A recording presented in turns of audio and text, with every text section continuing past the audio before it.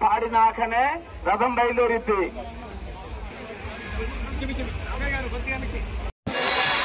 భక్తజన సందోహంతో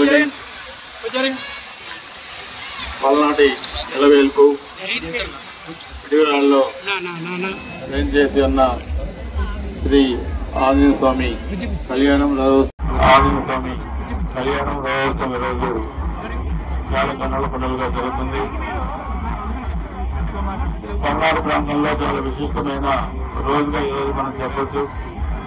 చాలా 70,000 మంది పాల్గొనే ఈ విశిష్టమైన బృహత్తరమైన ఈ కార్యక్రమానికి వచ్చేసిన భక్తులందరికీ కూడా ఆ స్వామివారి ఆశీస్సులు ఉండాలని, అందరి కుటుంబాలు సుఖ సంతోషంతో ఉండాలని, పిల్ల బాబులు బాగా చదువుకోవాలని చెప్పి కూడా కోరుకుంటూ అటు వ్యాపార వర్గాలు కానీ, రైతాంగం కానీ, అధికారులు కానీ అందరూ కూడా బాగుండి గురజాల నియోజకవర్గం ఆ స్వామివారి అనుగ్రహంతో సుభిక్షంగా ఉండాలని చెప్పి కోరుకుంటూ వచ్చిన భక్తులందరికీ కూడా ఇక్కడ వెయిట్ చేసిన కూర్చున్న భక్తులందరికీ అందరికీ హృదయపూర్వక నమస్కారాలు.